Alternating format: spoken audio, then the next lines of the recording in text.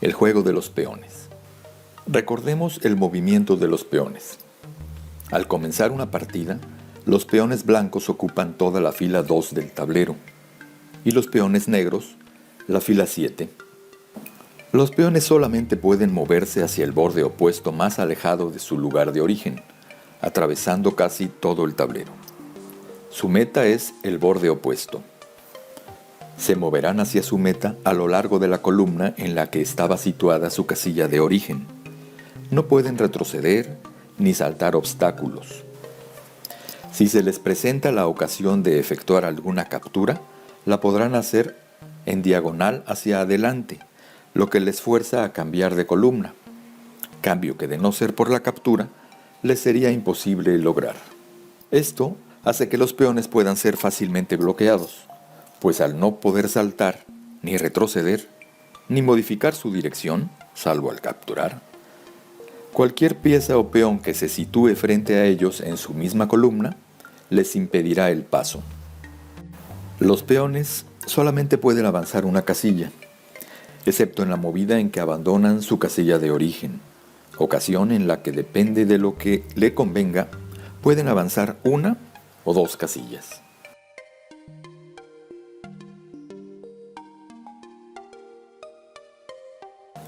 Hay en el ajedrez dos movidas especiales que son exclusivas de los peones: la captura al paso y la promoción. La captura al paso es un invento tardío en la historia del juego. Nació junto con el ajedrez moderno, hacia el final del siglo XV, y quedó establecida cuando se fijó definitivamente la regla del movimiento de los peones que les permitía avanzar dos casillas al salir de su lugar de origen.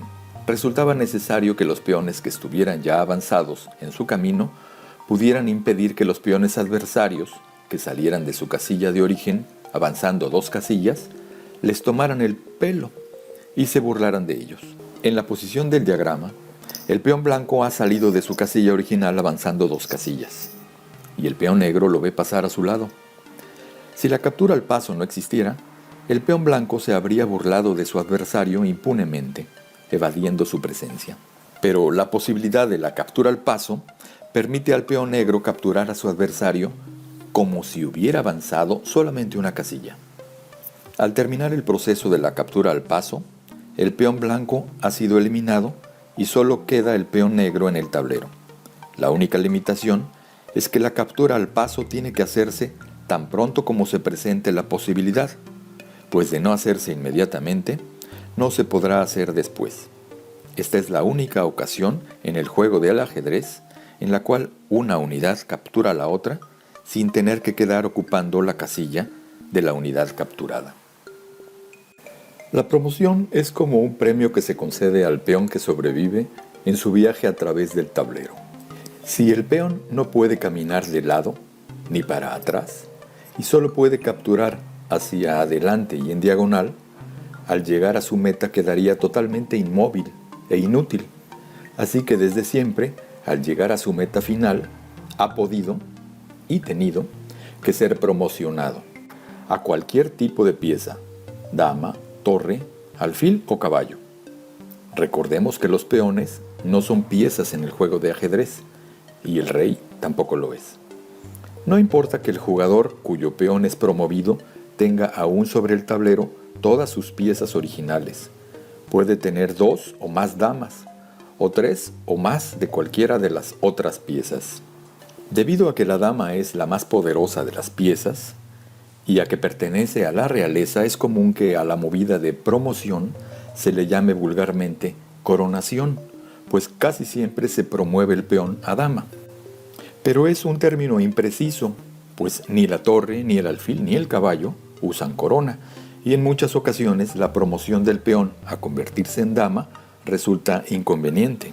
El nombre correcto de tal movida es promoción, y ese es el término que se emplea en la literatura ajedrecística seria. Así pues, cuando un peón llega a su meta final, a su casilla de promoción, se promueve a la pieza que se desee incondicionalmente. La pieza escogida como producto de la promoción ocupará la casilla de promoción y su presencia tiene efectos inmediatos. Hagamos un resumen del movimiento de los peones. 1. Se mueven solo hacia adelante, siempre a lo largo de la columna en que estén. 2. Al salir de su casilla inicial, podrán avanzar una o dos casillas, a su elección. 3.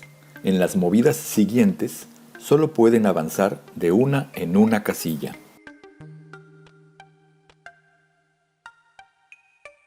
Capturan avanzando una casilla en diagonal. 5. Pueden capturar al paso, tan pronto como un peón adversario, que avance dos casillas, quede a su lado en una columna contigua. Y 6. Al llegar a su casilla de promoción, se cambia por cualquier otra pieza, dama, torre, alfil o caballo.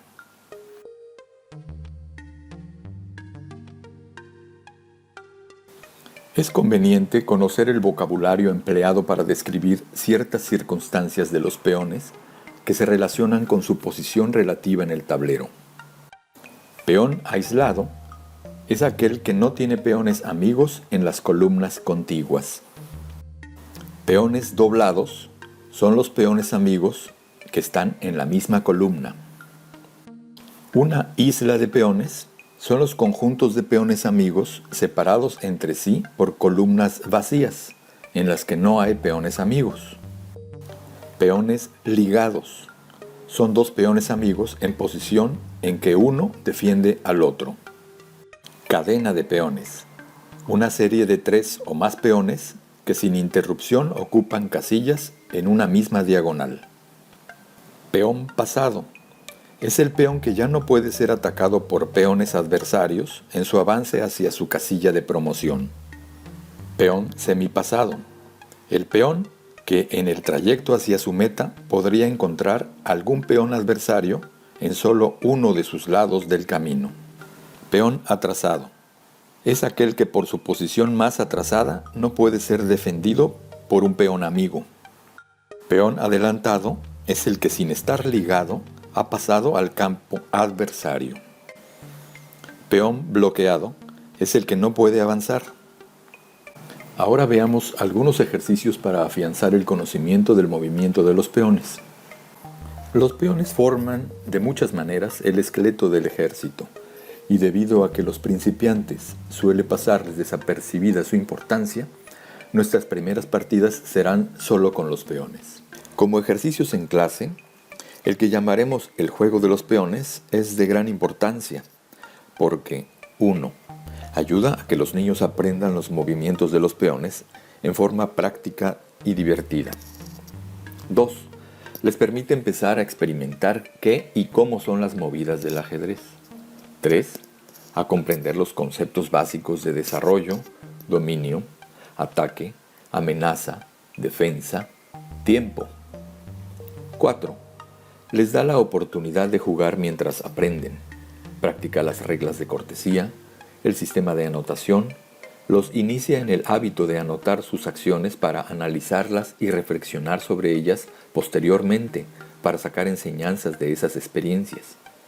Detectar sus deficiencias para trabajar en corregirlas y echar las bases de lo que andando el tiempo será para ellos la base de todo trabajo intelectual en cualquier ámbito del saber.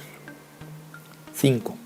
A los maestros les sirve de vehículo para que enseñen a los niños y los ejerciten en los movimientos de las otras unidades del ajedrez, y les brinda la oportunidad para que insistan constantemente a los niños a que practiquen y desarrollen sus habilidades mentales y socioafectivas. Adquieran los hábitos de anotar, analizar, reflexionar, forjar planes de acción, tomar personalmente decisiones y ejecutarlas, recibiendo de su acción retroalimentación inmediata que permitirá aprender a perder y a ganar.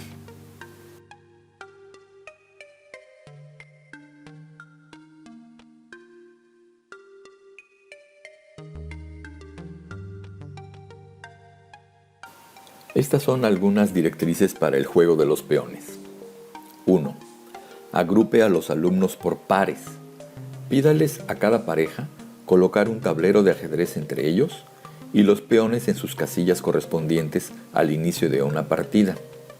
Supervise esta colocación del tablero. Recuerde, casilla blanca a la derecha de los jugadores. Y la posición de los peones. Los peones blancos en la fila 2 y los peones negros en la fila 7. 2. Enseñe a los alumnos la manera tradicional en el ajedrez de decidir quién habrá de conducir los trebejos blancos y quién los negros. A. Uno de los jugadores toma en cada mano un peón de diferente color. B. Ocultando sus manos de la vista del adversario, los intercambia entre sus manos como prefiera y después, con los puños cerrados de modo que impidan ver el color del peón escondido, los ofrece al adversario para que escoja uno de ellos. Y C. El jugador al que le haya correspondido escoger jugará con los trebejos del color del peón que haya encontrado en el puño que seleccionó. 3. Pida a sus alumnos que sorteen entre sí qué color le corresponde a cada uno. El blanco hará siempre el primer movimiento. 4. Antes de iniciar la partida, pídales que saluden a su adversario con un apretón de manos en señal de respeto y amistad. 5. El ganador de la partida será aquel que primero logre hacer llegar a alguno de sus peones al borde opuesto del tablero, es decir, que logre promoverlo. Si ambos lograran promover un peón en el mismo turno, la partida sería tablas, o sea, empatada.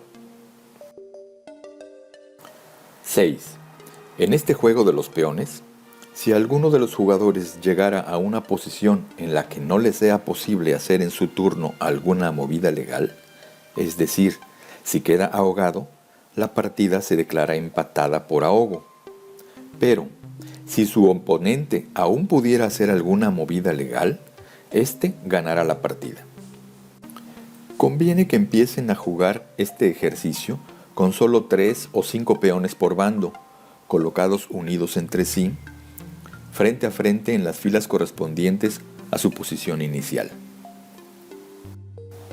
Después, colocados los 3 o 5 de cada bando, los de un bando unidos, ocupando las casillas centrales, y los del bando contrario separados una casilla entre sí, con el peón central frente al peón central del bando opuesto. Se puede ir variando y complicando el juego a criterio del maestro, manteniendo siempre la igualdad de fuerzas entre los contendientes.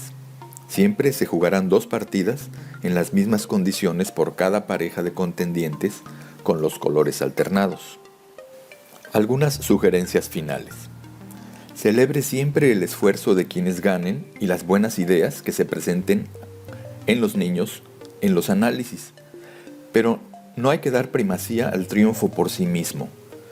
Y tampoco organicen competencias más o menos formales que terminen con la designación de un campeón.